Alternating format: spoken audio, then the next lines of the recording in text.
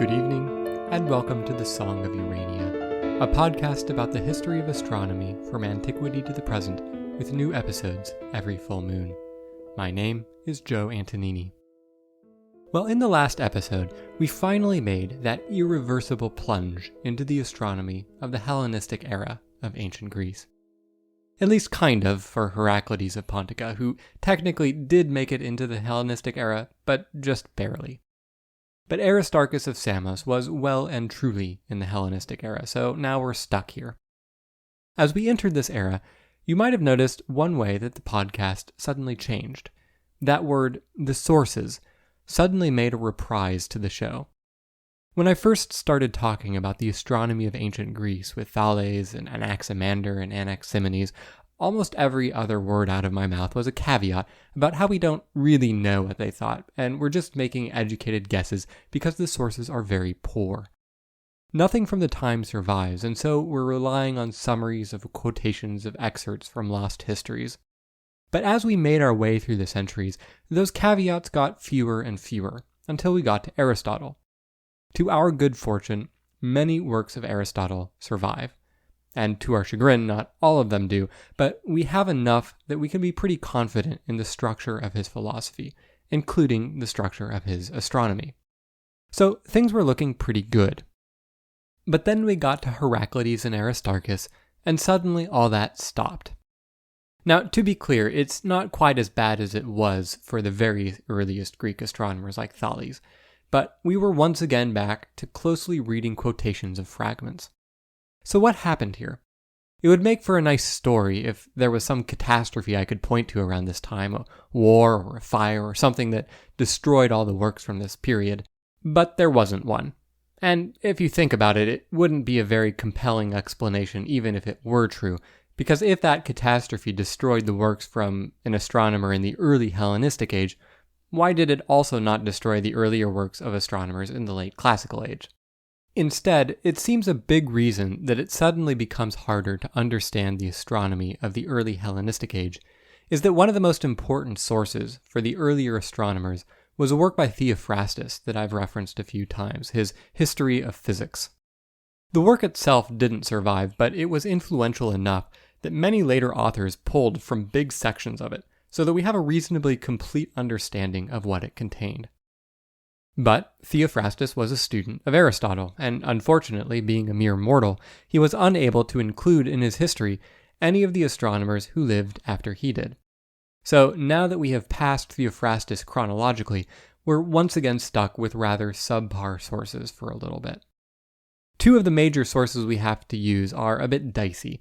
There is some work by an astronomer named Geminus, who lived in the 1st century BC, and then another by the name of Cleomedes, who we know so little about that he could have lived anywhere from the 1st century BC to 400 AD, so we can't even place him to less than 450 years or so.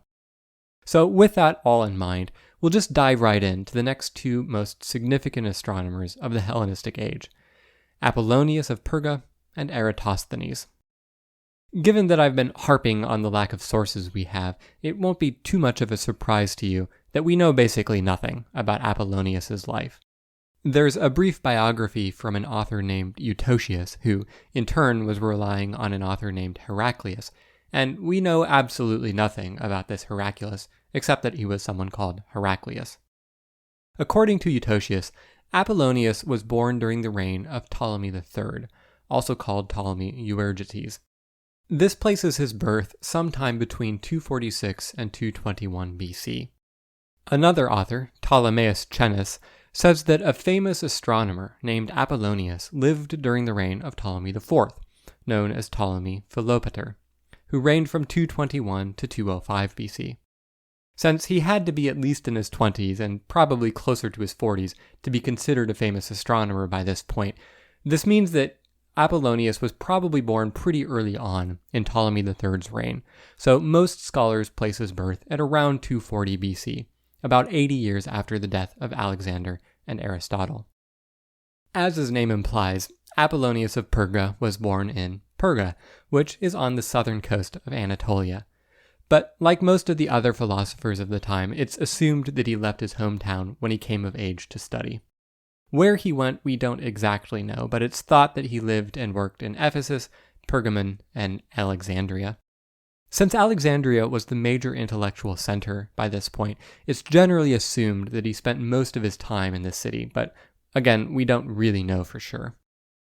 The mathematician Pappus does say, however, that he did study in Alexandria. By this point, Euclid had founded his famous mathematical school in Alexandria, and Apollonius had learned mathematics at this school. Pappus writes, quote, Apollonius spent a very long time with the pupils of Euclid at Alexandria, and it was thus that he acquired such a scientific habit of thought. End quote.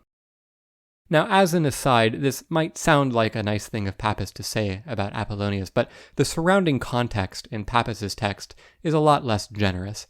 In the broader context, Pappus is criticizing Apollonius for not giving Euclid sufficient credit in solving a particular mathematical problem.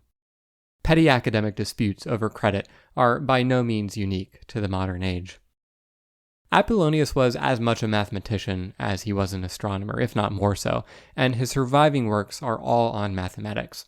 We've seen this pattern before with Aristarchus and Archimedes, who both had interests in mathematics and astronomy, and we will see this again in the future too. The considerable overlap between astronomy and mathematics goes right back to Plato, who considered astronomy to simply be the highest form of mathematics. Just as plane geometry is the mathematics of 2 dimensions, and solid geometry was the mathematics of 3 dimensions, astronomy was the mathematics of 4 dimensions, how solid objects move through time.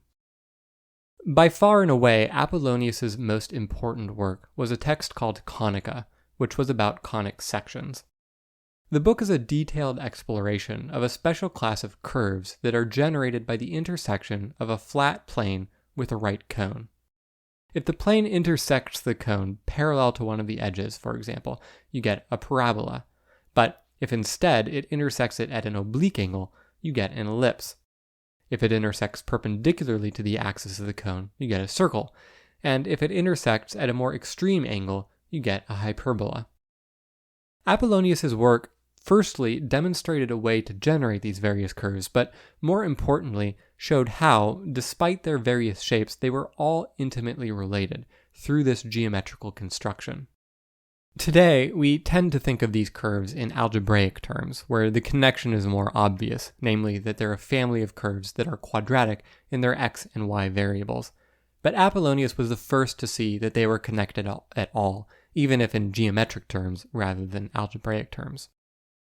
This work, Conica, turned out to be tremendously influential in the West. It was highly influential in Greek mathematics, but it was a very intimidating text, very dense and at the cutting edge of what was possible with the mathematics of the day. So, by the Roman era, it had become a text that was more admired than read, maybe with something like the status of Newton's Principia or Darwin's On the Origin of Species. Everyone had heard of it, of course, but hardly anyone had actually read it. As we'll get to when we talk about the astronomy of Rome, or lack thereof, the Romans did not have a very intellectual culture, so there wasn't demand for a high-octane book like this.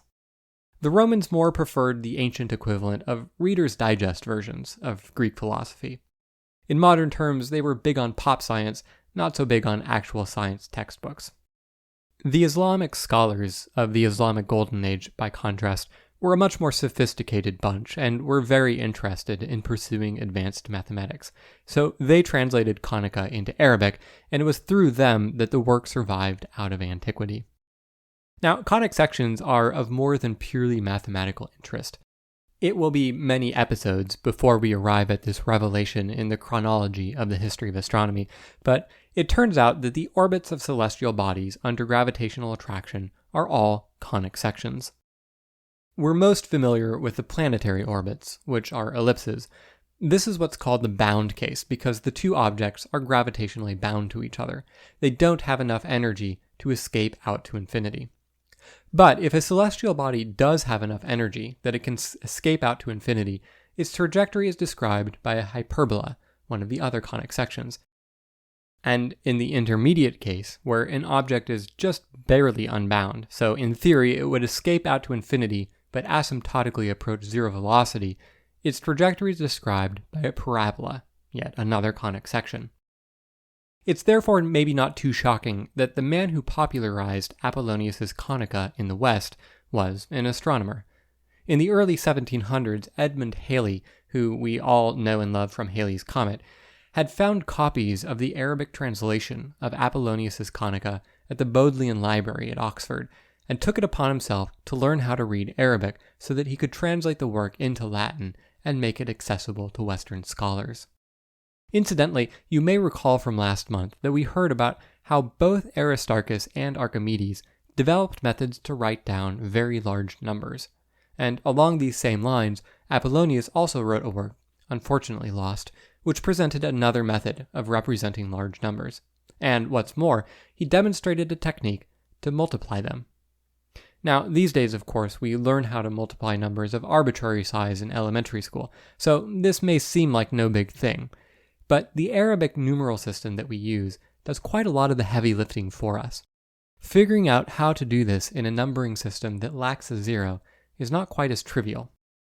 Well, as far as his astronomy goes, Apollonius is generally credited with developing the system of deferents and epicycles, though as I mentioned in the last episode, the evidence is somewhat ambiguous and a case can be made that the model had been developed earlier and was simply refined by Apollonius. Nevertheless, since Apollonius is the figure most closely associated with epicycles, now is as good a time as any to go into a little more detail about how this model worked. The theory of epicycles is famously a geocentric model of the solar system.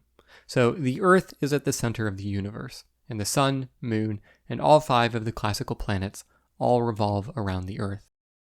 Now, the simplest model you can make is to suppose that the planets revolve around the Earth in perfect circles, moving at constant speed. This more or less works, since over time you see the planets drifting through the constellations of the zodiac, some, like Mars, doing so relatively rapidly, taking a bit less than 2 years to move through a full 360 degrees, and others like Saturn taking their time at a rate of nearly 30 years to do so. But if you look more carefully, this simple model of perfect circular motion cannot explain the observed motions of the planets. The planets don't move at a constant speed through the zodiac. Sometimes they move faster and sometimes they move slower. And, in fact, sometimes they even slow to a stop and start moving in the other direction. Now, Eudoxus had tried to model this phenomenon as a superposition of the motions of 2 spheres centered on the Earth.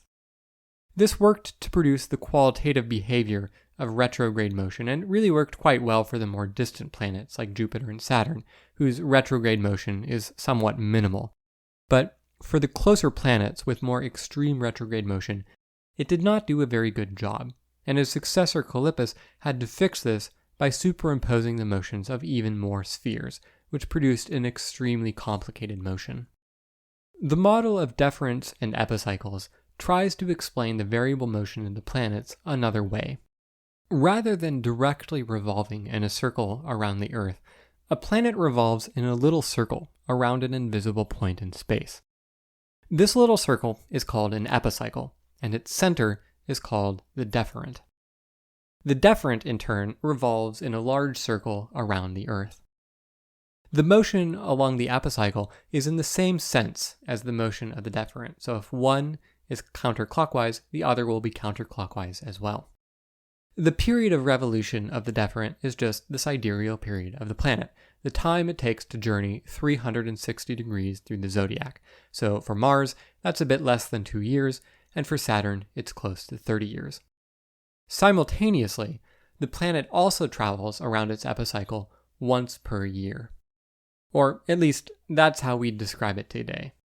In modern terms, we would say that the planet rotates around its epicycle once per year, but the ancient Greeks defined one revolution a little differently.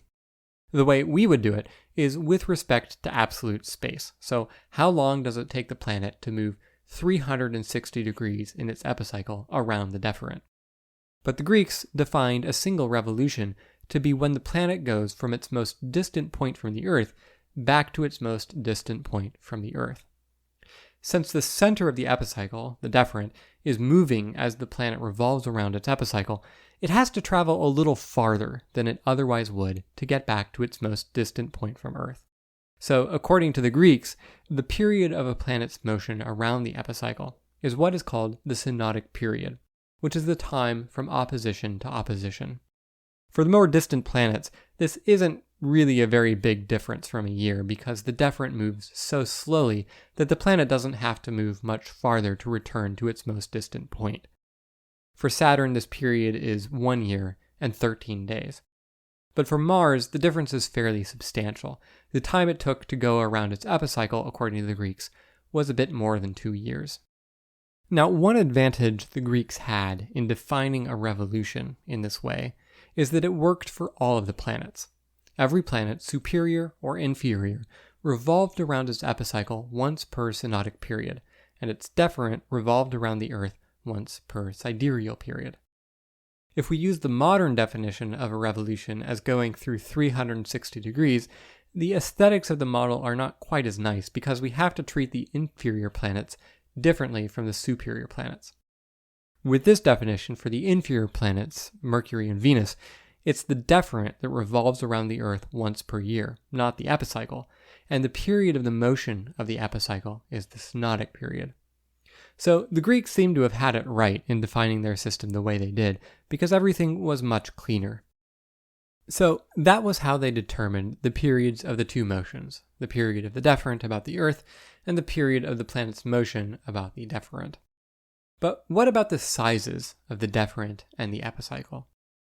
Now, as with any planetary model, there's really no way to get the absolute scale of the distances to the planets in something like meters unless you go and do parallax measurements from the Earth. But you can say something about the relative size of the epicycle to the deferent. This is just set by the distance that the planet travels in its retrograde motion. With a smaller epicycle relative to the deferent, the planet travels a shorter distance in retrograde, and with a larger epicycle, it travels a longer distance. Now, the main advantage of the theory of epicycles is that it can produce that puzzling retrograde motion that we see. But it doesn't have to. The sun and moon both have variable motion across the sky, but the motion isn't so variable that we see either one go backwards in retrograde motion. So what Apollonius did, or maybe another Greek astronomer before him, was to reverse the sense of revolution in the epicycle for the moon and sun. Then the epicycle no longer produces a retrograde motion, but it does produce a variable motion, sometimes faster, sometimes slower, that more or less corresponds to the observed motion of the moon and sun. In the last month's episode, I also brought up a competing theory to the theory of epicycles, the theory of eccentric circles. The idea of this theory is that each planet revolves in a circle around the Earth, but this circle is a little bit offset from the Earth. Then, in turn, this offset revolves around the Earth as well. So, in the case of epicycles, you have a point on a big circle, which revolves around the Earth, and then the planet revolves in a little circle around that point on the big circle. Whereas in the theory of eccentric circles, it's the reverse. The planet revolves in a big circle around a point which revolves in a little circle around the Earth. One of Apollonius's major contributions was to show that these two models were absolutely identical. Now, Apollonius did this using the tools he had available to him at the time, which were the tools of geometry, and showing this equivalence geometrically is not completely trivial. It's not the most challenging problem, but geometrically, the fact that these two models are mathematically identical is not obvious from the outset. With modern vector arithmetic, though, this is a pretty trivial thing to show. The position of the planet can be treated as a vector, and you can decompose the vector into the sum of two pieces. In the case of the epicycle model, you have a vector, which is big, which points to the location of the deferent, and then you have a smaller vector which goes from the deferent to the planet on the epicycle. In the eccentric circle model, the center of the planet's orbit is given by a small vector, and then the planet's location is a big vector from that center to its location on the orbit. The fact that these two models are identical is just a consequence of the fact that it doesn't matter in which order you add up these two vectors. In mathematical terms, we say that vector addition commutes. A lot of important operations in mathematics are commutative. Addition and multiplication of ordinary numbers both are. It doesn't matter if I add 11 plus 7 or 7 plus 11. Either way, I get 18. And similarly, 5 times 9 is the same as 9 times 5. But not all operations are. Division is one of the simpler operations, which is not commutative. 8 divided by 4 is 2, but 4 divided by 8 is 1/2, not 2. But vectors do happen to add commutatively, so it doesn't matter if you add the big vector to the small vector like you do in the eccentric circle model, or if you add the small vector to the big vector like you do in the epicycle theory. Now, given that epicycles and eccentric circles are equivalent models, and Apollonius knew it, this then raises the question of why it is that epicycles won out. A big reason is that identifying the important points in a planet's orbit was more intuitive in the theory of epicycles. It's very easy to see when the planet is at its first stationary point in the epicycle model, whereas it's less obvious in the eccentric circle model. But this wasn't the only reason. Another reason that epicycles came to dominate Greek astronomy and Western astronomy thereafter is that it fit in well with physical models of the solar system. Now, in the case of Apollonius and later astronomers like Hipparchus and Ptolemy, it's not clear whether or not they believed that their models were literal physical models of the universe, or just mathematical devices to predict planetary motions, as we saw with Eudoxus and his homocentric spheres a century earlier. But regardless of what they thought, other astronomers did want to see a literal physical model of the solar system. We saw that with Aristotle, who envisioned the spheres of the heavens as being interlocking crystalline spheres. With the epicycle model, later astronomers could envision the epicycles as being like a ball bearing constrained between two spheres so that it would roll in a circle in the space between these two spheres. But in the eccentric circle model, the centers of the planetary orbits were all enclosed in each other, so you couldn't really separate out the planetary motions into distinct physical layers. So from a physical perspective, the epicycle model made a lot more sense to later astronomers than the eccentric circle model did. The development of the theory of epicycles marked an important milestone in the history of astronomy in ancient Greece, where astronomy definitively started to diverge from the tradition of pure philosophy.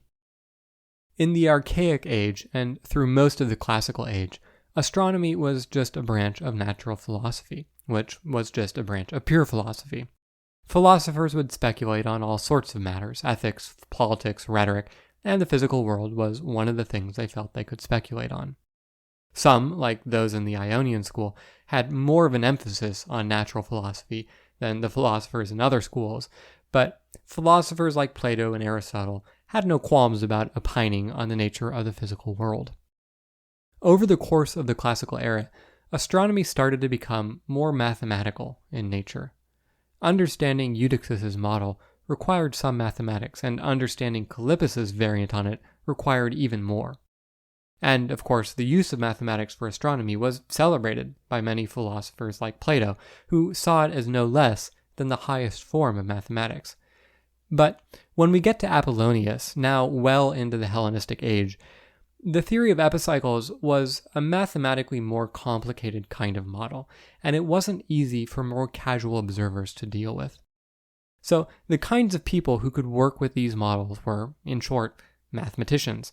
The mathematics required to work with the model started to outstrip the mathematical ability of the philosophers. So we start to see that the philosophers of the Hellenistic Age and beyond largely stuck to the more primitive Aristotelian model of nested spheres, which was conceptually easier to understand. The model produced less accurate results than the epicycle model, but these were philosophers, not astronomers. They weren't out every night carefully observing the positions of the planets to check. So, when a new philosophical movement arose during the Hellenistic Age called Stoicism, it was primarily interested in ethics, metaphysics, and epistemology, and the Stoics more or less ignored the model of epicycles and held to Aristotle's system of 54 interlocking nested spheres. In other respects, the astronomy of the Stoics was even more primitive. Some Stoics held that the celestial bodies were nourished by exhalations from the earth, and that they move around the sky to be above the points on the earth where they will receive the most nourishment. This idea, in effect, rejected the idea that a theory of planetary motion was even possible at all, since, according to them, the planets are just moving wherever they want so that they can get the most nourishment from the Earth. At any rate, it's around now, in the Hellenistic age, that Greek astronomy had become sophisticated enough that its development really had to be left to specialists.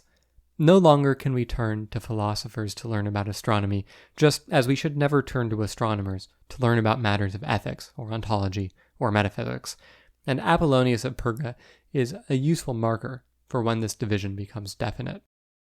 Well, the other major astronomer of the late 3rd century was Eratosthenes. Eratosthenes was born around 30 years earlier than Apollonius in the year 276 BC, but lived a longer life and died around the same time as Apollonius did, in 194 BC. He was born in Cyrene, which was a city on the coast of North Africa, today on the eastern end of Libya. In what is by now a familiar story, as a young man, he moved to Athens to study. He seems to have picked and chosen his intellectual diet there. He studied at a number of schools, including the Stoics, the Cynics, and the Platonists, and in his time in Athens, some 10 years or so, he developed a scholarly reputation and wrote works on a wide variety of subjects, including Platonic philosophy, poetry, history, and sport. Now, I say he developed a scholarly reputation rather than saying exactly what kind of a scholarly reputation it was, because when he was there, he acquired a few nicknames for himself. One was the All-Rounder, and the other was Beta, because he supposedly had the talent to become a second-rate scholar in any field he put his mind to. Well, this assessment was maybe more coming from his intellectual enemies, because Eratosthenes was respected enough and had sufficient breadth of scholarship to be tapped by the pharaoh of Egypt, at the time Ptolemy III, to be the head librarian of the Library of Alexandria, which by this point in time had grown to become the greatest library in the world. So, in 245 BC, at the age of 30 or so, he moved to Alexandria, where he remained for the rest of his life. Now, the previous head librarian was Apollonius of Rhodes, not to be confused with the Apollonius of Perga I was talking about in the first half of this episode. There's a tale, probably apocryphal, that Apollonius of Rhodes was forced out of his position after showing a draft of his epic poem Argonautica, which tells the story of Jason and the Argonauts. According to the tale, the reception to his poem was so poor that he was forced to resign from his plum position. Now, at the time, it seems that Argonautica did receive something of a mixed reception when it first came out, but there doesn't seem to be any real evidence that he was forced out of his position as head librarian as a consequence. Given that the replacement occurred not long after Ptolemy III ascended to the throne, it seems to have been more part of the general cabinet shuffles that takes place any time a new leader assumes office. And really, it's no surprise that Ptolemy III would take an interest into who was head librarian of the Library of Alexandria. At the time, it was a major source of what we might call today soft power, and enlarging the library to ensure that it was the best in the world was an important project for the Egyptian pharaohs. The library itself was located in the palace complex where the pharaoh lived, so it was close to the seat of power. The pharaohs of the time were serious about supporting this project, to the extent that there are records that the pharaohs would demand regular updates from the head librarian about the number of books added to the collection and whether or not this was meeting their targets. And there were standing orders that any ship arriving in Alexandria would be searched for books. Any books found would have to be surrendered to the library so that scribes could copy the book and then return the original to the owner. The ultimate goal, of course, was to collect a copy of every book in the known world. But they were also very interested in ancient manuscripts and had an entire section devoted to the oldest copies of the works of Homer that they could find. Now, Greek paganism didn't have a set of holy texts like Judaism or Hinduism does. The closest thing the Greeks had to scripture was the works of Homer. Everyone read Homer, had memorized passages from Homer, and quoted Homer to find solace in the same way that a Jew or a Christian might quote one of the Psalms. So the librarians were intensely interested in finding manuscripts of Homer that were as close to the original as possible, and wrote extensive commentaries on the works in the same way that we see medieval monks writing extensive commentaries on the Gospels more than a millennium later. Now, running an organization on the scale of the Library of Alexandria was not easy in the best of times, but the demands of the position of head librarian seem to have become even more stressful during the later part of Eratosthenes' tenure. In 220 BC, Eumenes II, who was the king of a small state called Pergamon on the western coast of Anatolia, decided to found a library that he wanted to rival the Library of Alexandria, naturally called the Library of Pergamon. And rival it did. The two libraries increasingly competed with each other for the largest collection, the oldest books, and the most learned scholars. The tremendous amount of money poured into these two rival projects stimulated a robust market in forgeries. Since neither library wanted to let any manuscript get away from them in case it ended up in the hands of their rival, their standards decreased to nothing, and they would take absolutely any shred of papyrus with ink on it, even if they knew it was likely fake. But fearing the consequences of missing an original text of Homer or Hesiod, they would pay for it, label it potentially as dubious, and then store it. The rivalry between the Library of Alexandria and the Library of Pergamon does not seem to have been a friendly one. The two libraries would poach each other's scholars and slander each other. In fact, slander from the Library of Pergamon seems to be the origin of the story that the Library of Alexandria stole the original copies of the works of the three great tragedians, Aeschylus, Sophocles, and Euripides.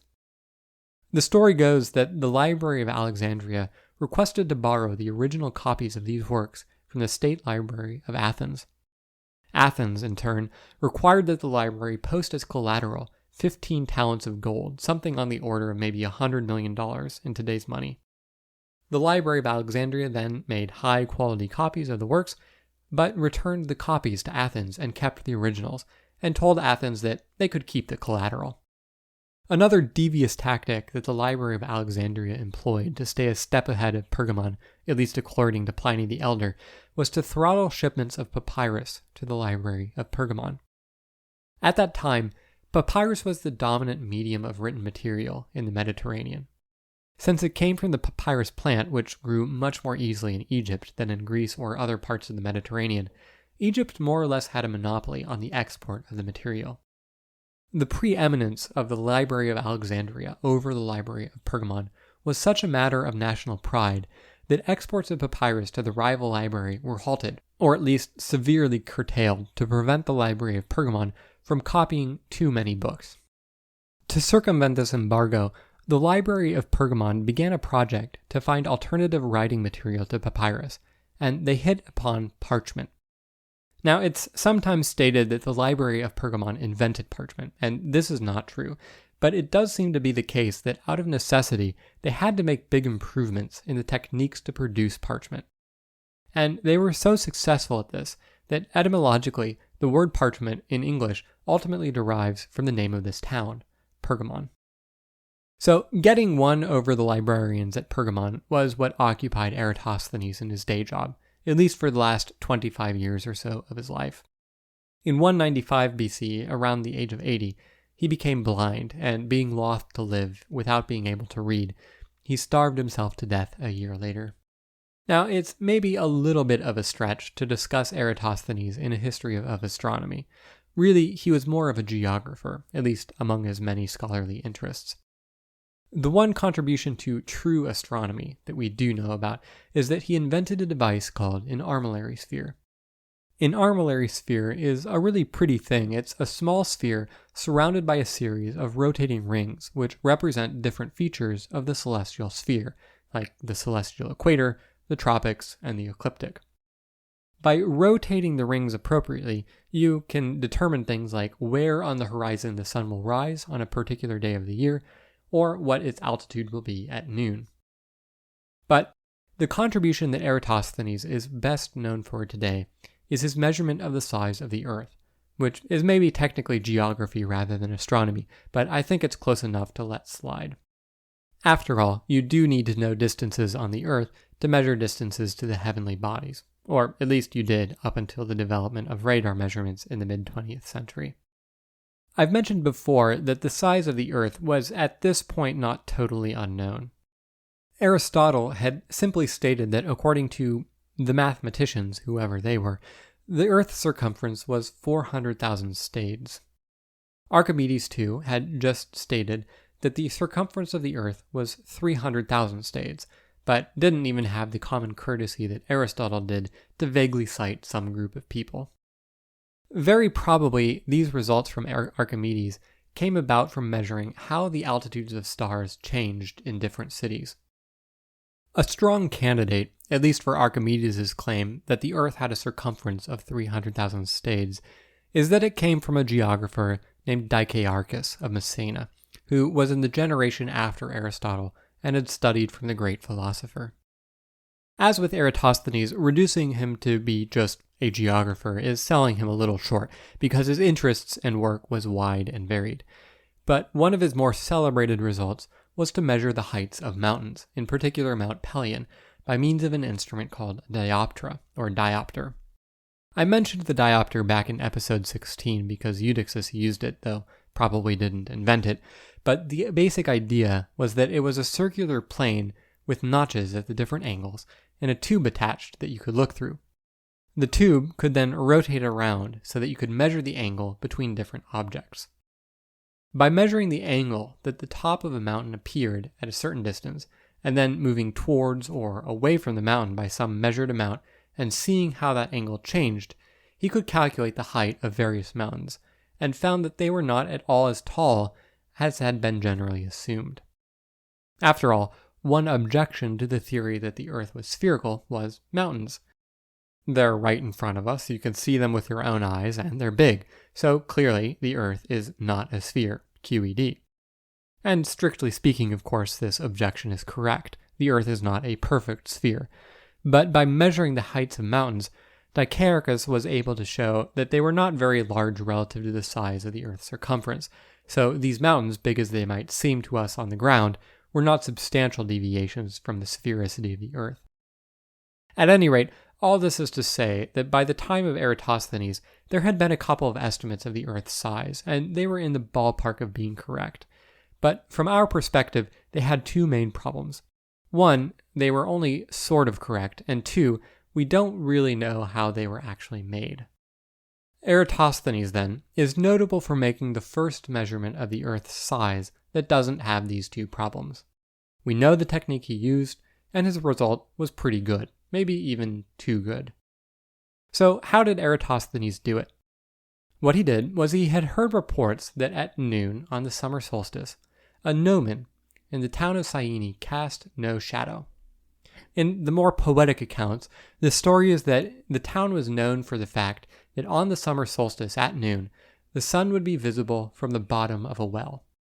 This meant that in this particular town at noon on the summer solstice, the sun was directly overhead. Eratosthenes then measured the elevation of the sun at noon on the summer solstice in Alexandria, and found that it was 1/50th the circumference of a circle away from the zenith, which works out to be about 7.2 degrees away from the zenith. Now, the town of Syene is far down in southern Egypt, and both were on the Nile, which goes more or less almost exactly north-south. The pharaohs had been good about surveying their domain, and according to the author Marcianus Capella, Ptolemy III had employed a team of professional pacers to measure out the distances between all the cities in his kingdom. So, since Eratosthenes knew how the angle of the solar elevation changed between the two cities which were north and south of each other, and he knew the distance between them, 5,000 stades, with some basic geometry, he could work out the circumference of the Earth to be 250,000 stades. Later, though, it seems that some sources, or maybe even Eratosthenes himself, bumped this number up from 250,000 stades to 252,000 stades, probably so that it divided into 360 more nicely, since 252 over 360 is 7/10, whereas 250 over 360 is 25/36. So, how good is this number? As always, it's a little tricky to say for sure, since the length of a stade varied, but fortunately we're on much more solid ground with Eratosthenes than we were with Aristotle. The sources that described Eratosthenes' measurement, in particular Pliny the Elder, say that Eratosthenes used a stade such that one sconus equaled 40 stades. What's a sconus, you ask? It was defined to be 12,000 royal cubits. And once we get to cubits, we're on pretty solid footing, since a cubit, at least this particular cubit, is known to be about 52.5 centimeters. So the stade that Eratosthenes used was 157.5 meters in today's units. Eratosthenes' measurement of a circumference of 252,000 stades therefore works out to a radius of the Earth of 6,320 kilometers, which is remarkably only 50 kilometers off from the true value of 6,370 kilometers. So Eratosthenes was only 0.8% off from the correct value. Now, I should mention that this is the consensus view of Eratosthenes' result, but there is a minority opinion that Eratosthenes was not this close and we're using the wrong length of a stade. After all, generally speaking, the stade in the ancient Greek world was much larger, closer to 185 meters rather than 157 meters. In the early 19th century, the French archaeologist Jean-Antoine Letron compared contemporary measurements of the distances between cities to the distances recorded by the ancient Greek geographer Strabo, and found a result that was, on average, consistent with this shorter value of around 157 meters. The problem, though, is that it's not entirely clear what distances the ancient geographers used. The roads or rivers between cities were not straight lines. Were they measuring the distance as the crow flies, or the actual distance it takes to travel from one place to the next? If it was the travel distance, then when we compare to modern straight line measurements, we would get an anomalously small length for the stade. Regardless, even if the consensus view holds, and the stade Eratosthenes used really was about 157 meters, it does seem to be the case that Eratosthenes did have a healthy dose of good luck to get as accurate a measurement as he did. After all, he did not actually travel to Syene to measure the elevation of the sun on the summer solstice. As far as we know, he just accepted as truth the story that the sun was directly overhead at that location on that day. That would imply that the city of Syene is directly on the Tropic of Cancer, but in fact it is not. Now, you might want to just look up the latitude of Syene to see this, but we have to be a little careful with these sorts of things, because the tropics are not stationary. They move a little bit over time. Due to a phenomenon called nutation, the Earth's axis of rotation wobbles a little bit. One component of this is due to the precession of the moon's orbit, and is fairly rapid with a period of about 18 years. But there are also longer-term components that can be thousands of years long. So the axis of the Earth's rotation was a little different in Eratosthenes' day than it is today. Back then, it was 23.72 degrees, and today it is more like 23.43 degrees, and on average, it is continuing to decrease. This means that the city of Syene was somewhat closer to the Tropic of Cancer than it is today, but it still wasn't on it. So Eratosthenes' assumption that the sun was directly overhead on the summer solstice was not exactly correct. But when he made his measurement of the elevation of the sun in Alexandria, he expressed the result as a fraction of a circle, 1/50th the circumference of a circle, which works out to be 7.2 degrees, whereas the correct value is closer to 7.5 degrees. Now, luckily for him, this underestimate partially compensated for his incorrect assumption that Syene was on the Tropic of Cancer.